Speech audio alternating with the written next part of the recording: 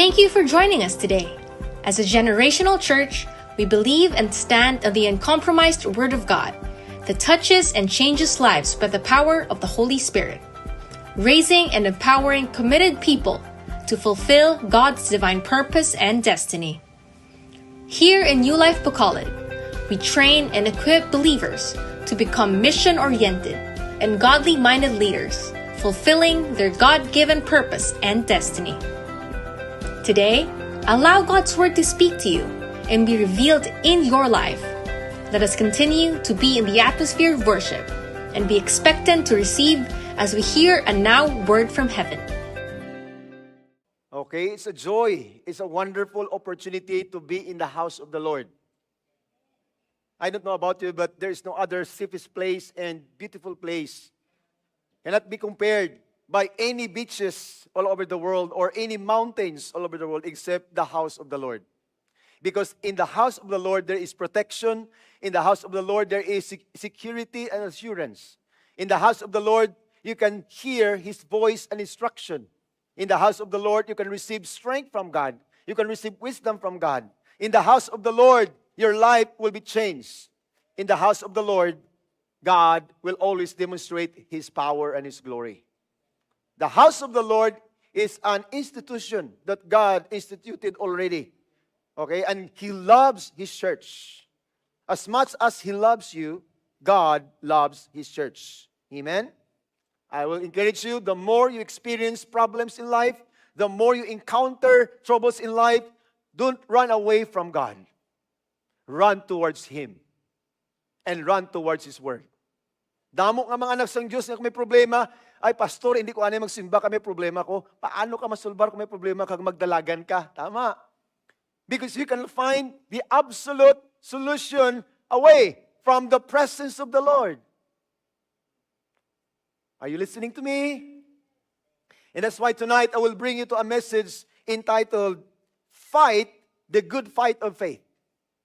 Everybody say, fight. The good fight of faith. Christians in the world are facing battles in life. The world that we are now living is a world, okay, full of battles.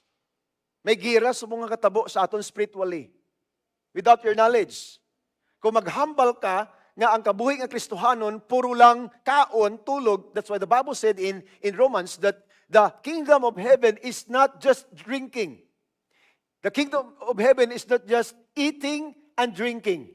Meaning, the life that we have right now, in the kingdom, there is banquet in heaven. There is celebration.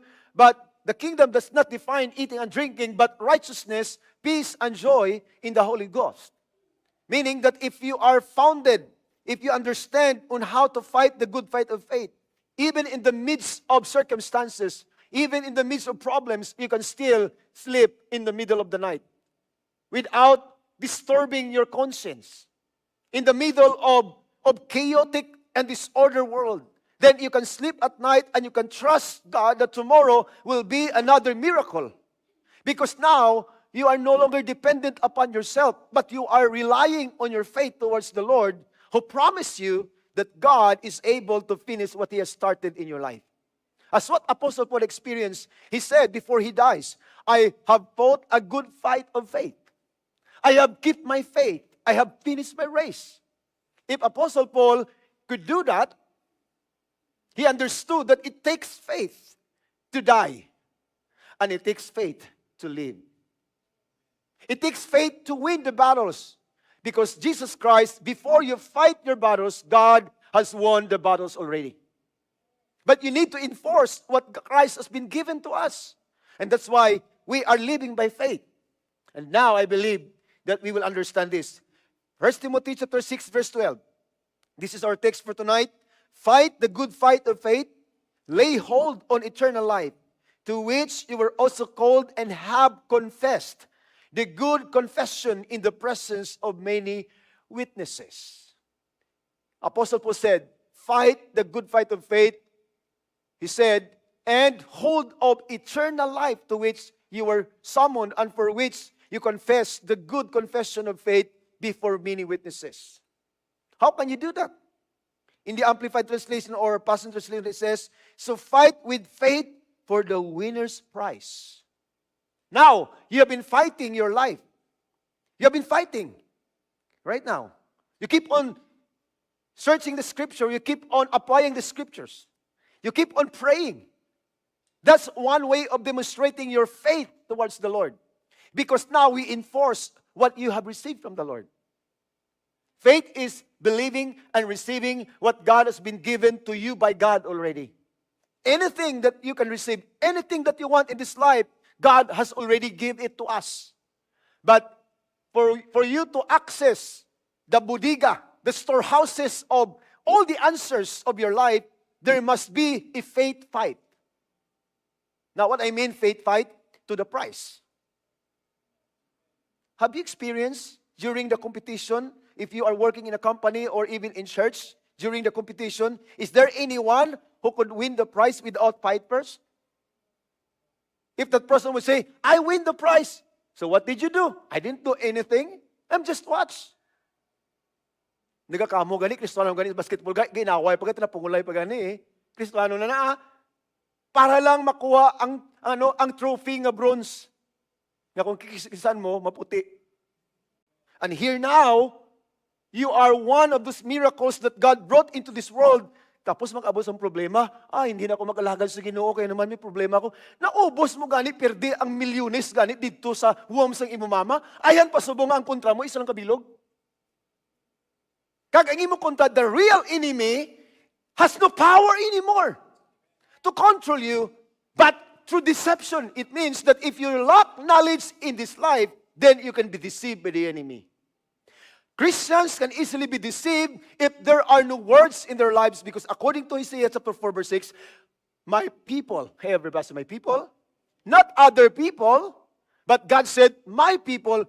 If I will bring that word now in our time, God would say, my disciples, my believers, my followers would perish if they lack knowledge. Meaning, if they don't read the Bible, if they will not put the words into action, if they are not going to meditate the word of God, don't expect winning side. You must fight this life. The book of the law shall not depart from my mouth, but you shall meditate, ponder. You must declare it. You must sing it. You must digest the word of God. Sink it into your spirit, and when circumstances will come, you can easily draw that word and fight the enemy. If you are not feeling well, just know from the word of God that by the stripes of Jesus Christ, I am the healed of the Lord. You draw that word. Anytime that you encounter different circumstances like lack, then you say, Jesus Christ became poor so that I might become rich.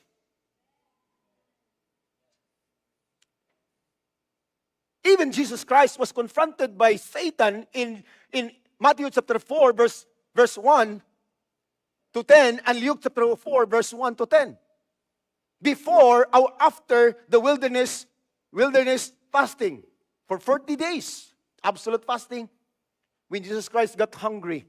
At the last day of his fasting, the devil visited Jesus and said, if you are truly the Son of God, make this stone to become bread. That's the first temptation after Jesus Christ had fasted for 40 days. The first temptation was the flesh. If you're truly the Son of God, make this bread, this stone to become bread. Jesus Christ said, pansit. Bing! Jesus Christ did not do that. Jesus Christ did not allow Satan to just use his ego or pride to prove to Satan that he is powerful, because you don't need to prove to the enemy that you are powerful, because through Jesus Christ you are already powerful. Jesus Christ said, it is written, man shall not live by bread alone, but by every word that proceeds out from the mouth of God. Hindi lamang ang tao mabuhi sang tinapay. Batang naton, hindi lang tao mabuhi sang mayong. Bakal ka sa mayong, bakers. Hindi lang tao mabuhi sina. kundi sa tag sa kapulong nagagawa sa bakba sang Diyos. Now, anong po silingon sina? If you have the words in your heart, God will make a miracle the moment you confess, the moment you declare God's word. Because only God's word, God is bound with His words. There are lots of prayers nowadays in churches that God cannot hear and God will not accept because those prayers are not biblical and not based on the scriptures. The most powerful prayer of a righteous man makes tremendous power available, dynamic in its working, because it is biblically based. It is written in the Word of God. Not really an emotional petitions, but it is based on the foundation of God's Word. Jesus Christ said, it is written, man shall not live by bread alone, but by every word that proceeds out from the mouth of God. To fight the good fight of faith means that we keep on obeying God's word in faith. Can you say amen to that? To fight the good fight of faith means that we keep on obeying God's word in faith no matter what we feel, think, or understand. Ano man ang aton himuon, ano man aton nabatsyagan, hindi naton pamatian ang aton senses, ang aton kalag. We must go back again to God's word as our foundation to obey rather than to feel and to obey what we felt. Jesus said, if you keep on obeying what I have said, you are truly my disciples. Are you a disciple of Christ? Kung siling pasang Ginoo, mamangkot subong, are you truly my disciple? Magsigagani nga, yes, Lord, prove it. Not just today, but up until the last breath of your life. You have to fight for it because you have said, okay? It's your commitment to me. It is not based upon what I want for you. It is based on your obedience because you heard my message. Jesus Christ said, if you will become truly my disciples if you obey my word. It's easy to say, I love the Lord. It's easy to say, I love somebody. But it is a quite challenge when you demonstrate that love towards a person. Because love is not just a feeling that you want to express it to someone, but love, true love, is a decision that you make. Desisyon na iya. Ang pag-alagad sa Ginoo nga may pagtuo, pakibato dira sa Ginoo ya, may ara na desisyon nga himuon ta, may commitment na. If Pastor Roger, okay, did not fight this fight in this life for 33 years, almost 34 years serving the Lord. Glory to God. If I quit during the tough times of my life, if I said I will quit God because life was very tough, God cannot stop me if I would quit because it's my decision. But I said, Lord, no matter what. Yes? Kaya mo man sa imo? Kung kaisa ginasiparit mo ang imo pag-asawan nga commitment sa imo commitment ka Lord, actually isa lang na, synonymous lang na. Kung gahambal ka sa imo asawa, okay, I will love you for better or for worse, in sickness and in health, till death do us part, mas sobra pa tani ang ihambal mo sa Ginoo sina. Kaya ang imo ging promisahan, tao lang, pero ang imo commitment hindi sa tao kundi kay Lord. Wala na intindihan na. Amo na pakigbato sa pagtuo. Damong ang mga tao gambal, I love the Lord. Prove it. By what, Pastor? Prove it by service. Okay? If you're truly fighting your faith in serving the Lord, prove it. By what? By serving the Lord. By giving your life to God. People would say, Pastor, you know what? I've been to that ministry. Pastor, I've been serving the Lord for how many years? I've been serving the Lord for 15 years. So, what's now? Where are you now? Pastor, I did not serve the Lord anymore. Why? Because I'm old. Huh? Is that what the Bible says? You are fighting because you were young before? But now, because you are old, now you start to quit and do nothing? What will happen? The devil will take advantage of that. Because our service is not based on our age. Our service is based on our commitment. Samtang buhi ka, samtang nagaginhawan ka, makigbato ka sa pagtuo tungod amunang kabubuton sang Diyos sa imo.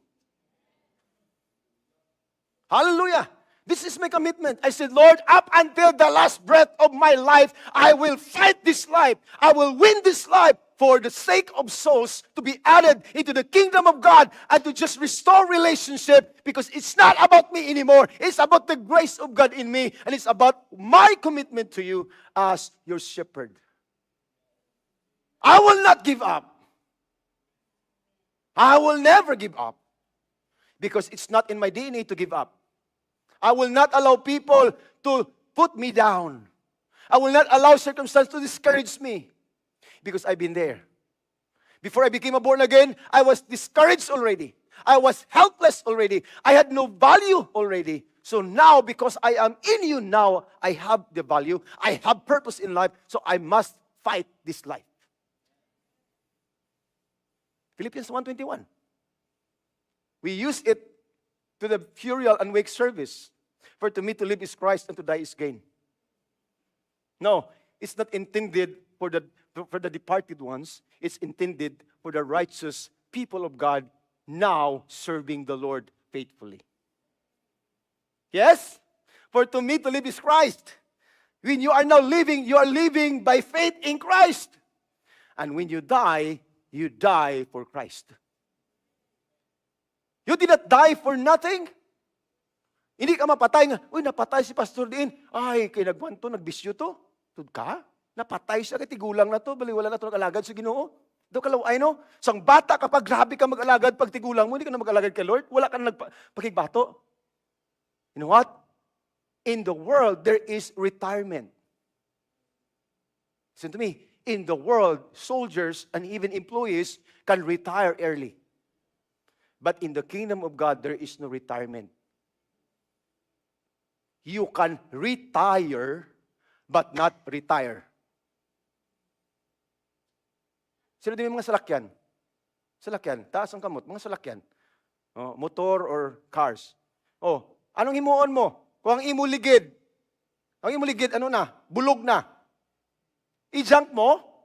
Ay, junk mo na pastor, kahit wala na gamit, kaya ang bulog na. No, you don't need to junk it. Just buy brand new cars. Ang tawag siya na, retire.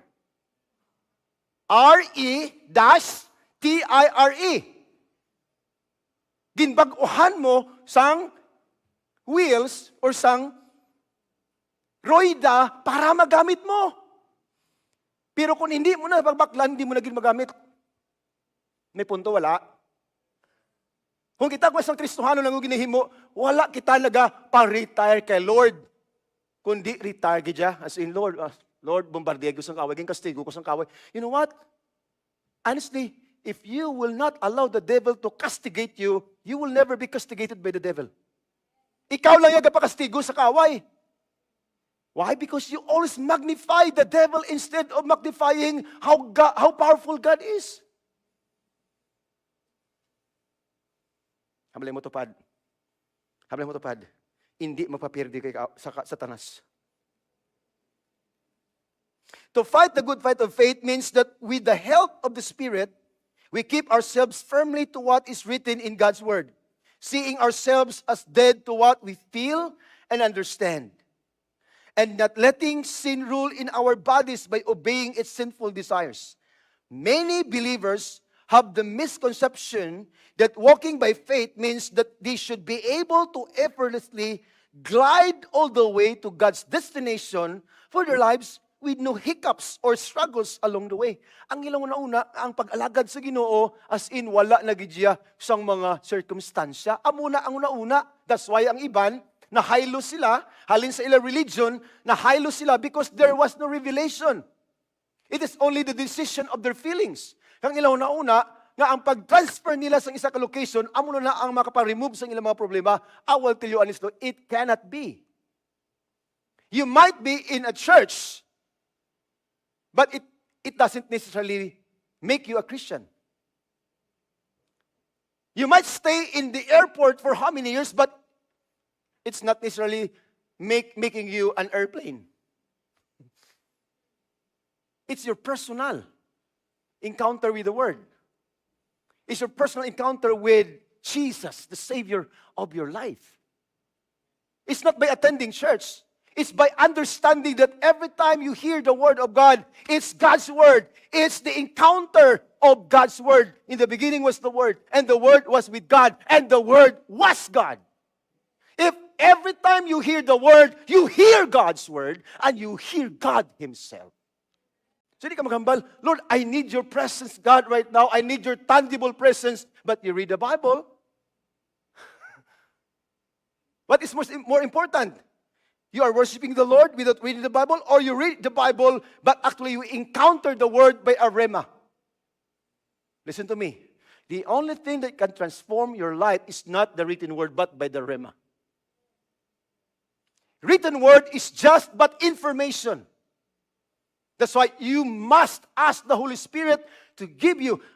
Before I preach, I ask the Holy Spirit, Lord, I pray for the divine revelation, God.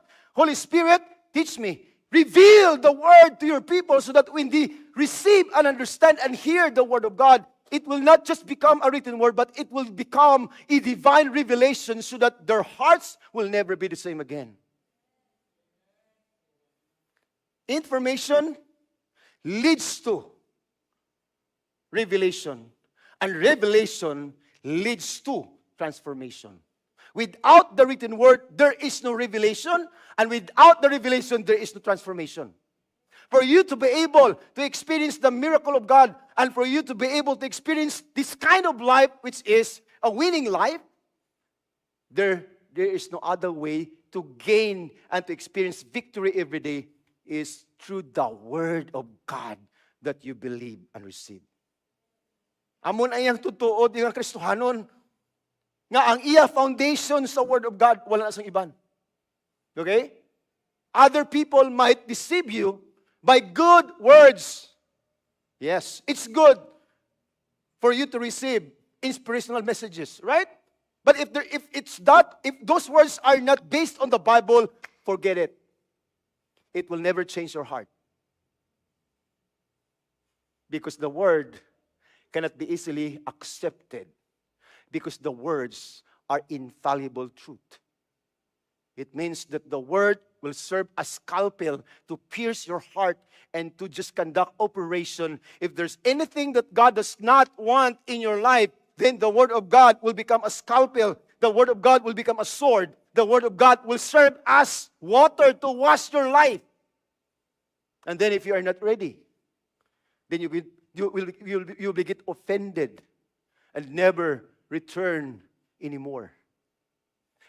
Ano ka man sa Ginoo? For the Word of God, Hebrews 4:12. I am impressed by the Holy Spirit. Are you learning something? This is fight, the good fight of faith. Now, in Amplified Version, it's very powerful. For the Word that God speaks is alive and full of power, making it active, operative, energizing, and effective. It is sharper than any two-edged sword, penetrating to the dividing line of the breath of life, soul, and the immortal spirit, and of both joints and marrow of the deepest parts of our nature, exposing and sifting and analyzing and judging the very thoughts and purpose of the heart. If your purpose tonight was not right, the Word of God will expose your hidden motive. Because I cannot read what's the intention of your heart. Amo na sang una, nga ang mga Pharisees and Sadducees, every time they meet Jesus Christ, they were confronted not just by a person, but by the truth that Jesus Christ carried during the time. Grabe ang ila. Grabe, kumbaga, ang mga Pharisees, it sounds like they're religious. They knew the 10 Commandments, they know the rules and regulations, but actually they did not do it. They were hypocrites during the time. By wearing something that make them holy, per se. But holiness cannot be defined by what you wear. Holiness is a decision. Holiness, it is God's working in your life. It means separation from the world. We are called holy people because we have been separating now from the world. We did not compromise ourselves to the world. But we are now being separated as His people, as the light and salt to the earth. Can you say amen to that? Now, many Christians read Hebrews chapter 4, verse 12. Yes, but not 13. Because they're hesitant to read verse 13. What is that verse 13? Can we flash it on screen, please? Because now it says, and not a creature exists that is concealed from His sight, but all, everybody say all, but all things are open and exposed, naked and defenseless to the eyes of Him with whom we have to do. The Passion Translation, please. Powerful verse. Apostle Paul, the writer, said, there is not one person who can hide their thoughts from God. For nothing that we do remains in a secret, and nothing created is concealed, but everything is exposed and defenseless before His eyes, to whom we must render an account. So meaning, if you're not fighting with your life right now, if you are not trusting the Lord with all of your heart, and if you will not carry this truth wherever you go, what will happen? What will happen? Later on, you'll be accountable to God. I am accountable to God as pastor. If I will not preach the truth, if I will not fight for this life. Because you know what?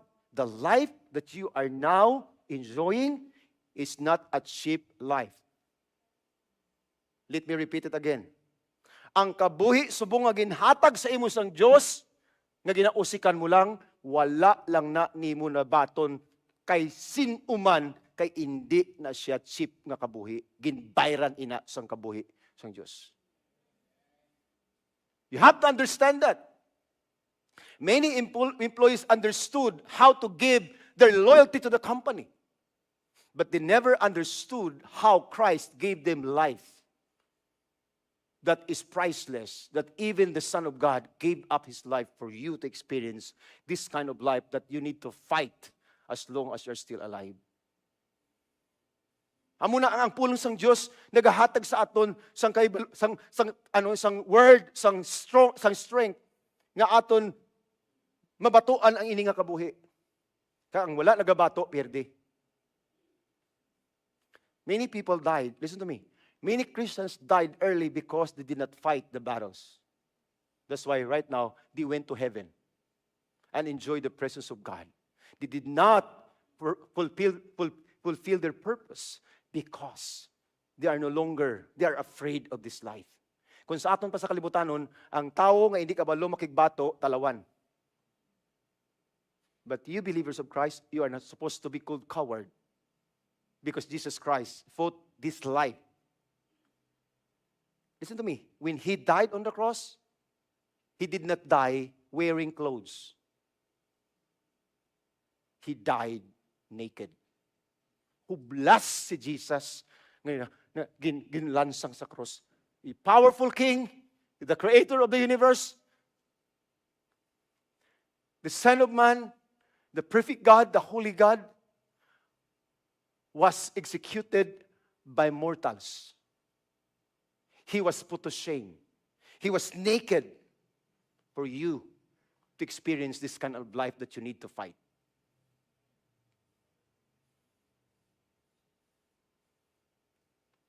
Amo na akong pangamuyo sa Ginoo. Lord, this is my prayer. Actually, if you are new right now, maybe mabudlayan kasi ni, because I've been doing this, I've been telling this to the congregation for 10 years already. I pray to God, I say, Lord, if my life is no longer usable in this planet Earth, take me home. I would rather enjoy you in heaven, worshiping you there, and have fellowship with you there, rather than stay on earth without doing anything and afraid of life. Okay, why? Because the purpose of life is not just to add more people. Your life is not just more on adding space on earth, but your life, your purpose is to, what? Is to donate your life for the purpose of fighting for what you have received from the Lord. May kuruna ang aton kabuhi sa langit. May ara kita awarding ceremonies. Kung ang graduation, ang highlight, ang ceremony, kung may graduation, may magna cum laude, may summa cum laude, may first honorable, amo man sa langit, may ara 7 crowns nga nagahulat dito sa langit, nga ang mga tanan nga nagapakigbato diri sa kalibutan, sa mga kalag, kag sa ila pamilya, kag wala nahuya sang gospel ni Christ, time will come that Christ would say, well done, good and faithful servant, enter into the joy of the Lord, and you are going to receive the crowns that I have prepared for you since the creation of the world. Fight this battle. When Moses was confronted with Egyptian soldiers, he was terrified, and God said, what are you doing, Moses? What are you doing? Why are you crying? Stand up! God said, stand up and see the salvation of the Lord. Most of the time, if we are confronted with problems, our tendency is to melt down and say, God, ano imuon ko, Lord, may cancer ko. Cancer lang gani, grabe ka na. Cancer ha? Ang cancer hindi na sa makautas ang imo eternal life. Tapos madlukan, ala, may cancer ko. Kaya naman nadlukan kang ibang gani, may mga cancer liwat. Tapos ikaw na, anak ka sang Diyos, nadlok ka. Tama? Now, you have to understand that. What was the last enemy that Christ defeated or conquered? One more time. What was the last enemy that Jesus Christ conquered? According to 1 Corinthians 15. Death. Meaning, death has no sting anymore in your life. Wala nagahom ang kamatayon sa imo because hindi ang kamatayon makapahamulag sa imo sa presensya ng Diyos. But you don't need to be afraid of death because death is the doorway to eternity. Nobody that is alive that can come to God. Nobody, because nobody can stand in the presence of God. If you're using your flesh, you cannot enter into heaven if you're using your flesh. For you to be able to just enter into eternity, no other way. Number 1, rapture, and number 2, death. Di ko mamuyo tangat, abuton ta sang rapture. Ati, praise the Lord, hallelujah, amen. I did not die, I did not experience death physically. Praise the Lord. Pero kung hindi man natin na ma-experiencehan, kung iba ma-experiencehan nila, praise the Lord. The doorway to eternity is death. Mas mahadlo kaya, may cancer ko. Diba? Basi mapatay na ko ni. Gusto mo pa yan mabuhi. Ang iba niya gusto na magkanto sa langit, ikaw gusto mo pa mabuhi. Pero wala man may ginhimo sa kabuhi. Diba? Sokton pa yun, Lord, kaya naman may sakit mo. Sige, no, ako pag ang ginbasol. Have you seen my post? Yesterday? Nakita niyo ang akong post ng yesterday? Para mabaluan ta, ang pag-blame sa isang iban, hindi sa healthy, right? Tama? Your entire life will be changed the moment you stop blaming others or even God for your situation and start taking action to change it. Whatever happened or anything that is happening right now in your life is not because God punished you. Balikon ko ha, hindi tanan subong nga na-experiencehan mo sa imo kabuhi, kag mahambal ka nga ang Diyos ang nagpunish sa imo, kaya ang Diyos hindi gid siya sa imo magpunish. Pwede ka disiplinahon sa Diyos. But God will never punish you because God can punish those rebellious people nga hindi iya sa uli sa judgment. But God disciplines His child. It's one thing to discipline, it's one thing to punish. Because only criminal can be punished. Jesus Christ was punished by death, by crucifixion, because for other enemies, He blasphemed God. That's why He was executed. He was crucified. But it's one thing when you discipline someone. What is discipline? Discipline comes from the word disciple. It means you teach people how to follow you. You become an example for other people who don't understand life to follow you. That's discipline. That word discipline comes from the disciple. Amo na ko sa misinterpret sa mga tatay. Mga tatay, disiplinahon ta ka. Actually, hindi na punishment. Because ang totoo nga discipline is to teach your children on how to follow you because now you are an example to your child. Kung wala ka gabisyo, ina-disciple mo siya. Kung ikaw righteous ka nga tatay, kung ikaw mama ka nga nagkakato sa church, now you are discipling your children to follow you. But punishment is by way of imposing your indignation and your burst of anger to someone. That's punishment. Siling sa Biblia, God's wrath will fall into the people who don't believe Jesus in the book of Revelation. Pero kita, hindi kita pag-ipunish ni Lord. Kay iya kita mga anak. Pero, subo ang kabuhita, kay bisan pa anak ito sang Ginoo, tungod wala kita pagigbato, kaluoy ka lang gyapon. Pos mambalaba, kaluoy sa akon, kay wala lagi may nagahigugma sa akon, yun sang Ginoo, siling sa imo. Siling sa imo nga, nobody cares for you. You did not care for yourself. Kaya naman, tungod, wala ka nakipagbato. Ang pulo nga imo nabatian, wala mo yagin apply. That's why kaluluoy ka. Remember, hindi ang imo uton makabulig sa imo kung hindi mo liwat mabuligan imo kaugalingon to fight. Tama? Kung baga sa ato na lang sentido common nga definition, totoo na gina, biblical niya, hindi lang ang iban maglain ng buot, and those are watching online, okay? This is very biblical. Apostle Paul said, you will not allow someone to eat food if that someone is lazy. Kung sa aton pasilunggo, hindi pwede pakaunon ang tamad. Na, wala ko na nagambala. Si Apostle Paul na nagambal sa mga believers. Now, paano? Paano nga naghambal si Apostle Paul nga hindi pakaunon ang mga tamad? Tungod, dapat ka magtrabaho. Ang pagtrabaho, isa ka demonstration nga naga-exert ka sa imo effort. Wala pa kita definition gani. Introduction pa lang ko. But the Bible teaches quite the opposite in 1 Timothy 6:12. In that verse, the Apostle Paul wrote, fight the good fight of faith. According to this verse, listen to me, the path of faith often requires a fight to see it through to the competition or the completion. Not competition, but the completion. The purpose of your fight in this world is to complete your purpose. Not really to compete other believers. That's why nga katabo, kung ara ka na sa church, kung leader ka, kung kaisa galay ng buot mo, why? Because you don't understand what the word fight is. Ang imo na una, nga padasigdasig. Ay, gusto ko mag-worship leader ko, gusto ko magwalin ako sa bungkay para makitaan ko. Gusto ko mag-play na ko guitar. Gusto ko, actually, competition ang imo mindset sa fight. It's not completion. Because the word fight is in the sense of completing what God has started in you. Tapusan mo ya kung ano ang imo mission sa kalibutan. It's not necessarily competing one with another, but to complete your purpose on earth. Can you flash it on screen, please? The word fight is the Greek word agonizo.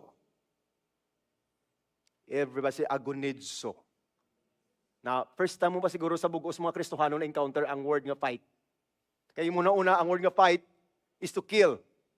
But listen to me, it's not that way as what the world is trying to give.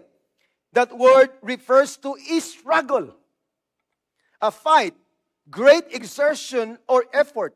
It is where we get the word agony. Jesus Christ agonizing when he was praying in the Garden of Gethsemane.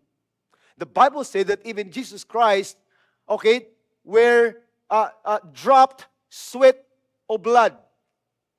Ang iya balhas, ang iya pagpangamuyo. According to one author, now listen to me, this is the study of the author, the real agony and the real crucifixion did not happen on the cross. But it did happen during the prayer of Jesus Christ when he was agonizing and he was fighting, Lord, Father God, why these things are happening to me? I did not experience this. I am not deserving. I did not deserve this. That's why the Bible said that his sweat were becomes drops of blood. Because it was really painful for Christ to accept the punishment of death, because Jesus Christ did not create death. Death is separation from the source. Death is a separation from the body. Imagine ka na, nga ang King of Kings, ang Lord of Lords, maka-experience sa kamatayon. Kung sa imo lang, gusto mo, ma-experience na, wala agad. So sa 100% na lawas ni Christ, hindi siya gusto. That's why there was an agony on the Garden of Gethsemane. Agony. Agony, it means you are fighting. Meaning you're exerting force to fight. Why these things are happening to me? I was innocent. I didn't do anything, but why is it, God, Father, why is it? Is there any other option, other way for you to save the people? The Father said, there's other way, son. Agonia muna mo. Ang heart mo. Kagi ka nahibi nga ang heart mo, hindi ka na makaginawa ang heart mo, grabe. Sakit kayo. Experience it. Now, Pastor, sa ano natabo, Pastor, nga naka-experience ka sang agonizing prayer? Kalag. Ang pinakamasakit nga akong ginpangmuyuan sa bug-usong kabuhi, hindi ang problema ko, hindi ginikanan ko, hindi ang mga utod ko, hindi ang nag-betray sa akon. Ang pinakasakit-sakit nga almost nga mapatay ko, nga kasakit sa tagipusoon ko nga, nag-agonize ko, Lord, luwas ang mga kalag. Amo mana nga pain ang experience ni Jesus. It was a fight. It was a struggle. It was agony. Now, hold on. Okay? It is where we get the word agony, a word often used in the New Testament to convey the ideas of anguish, pain, distress, and conflict.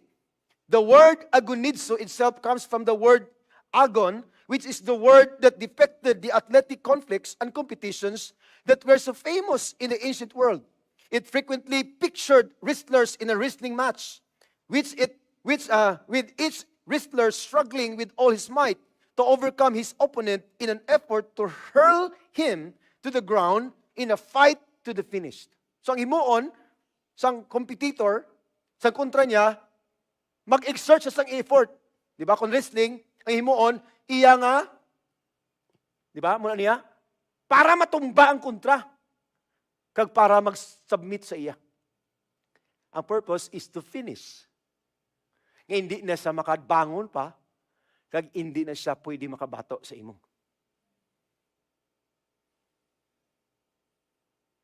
Anong hamali ni Apostle Paul?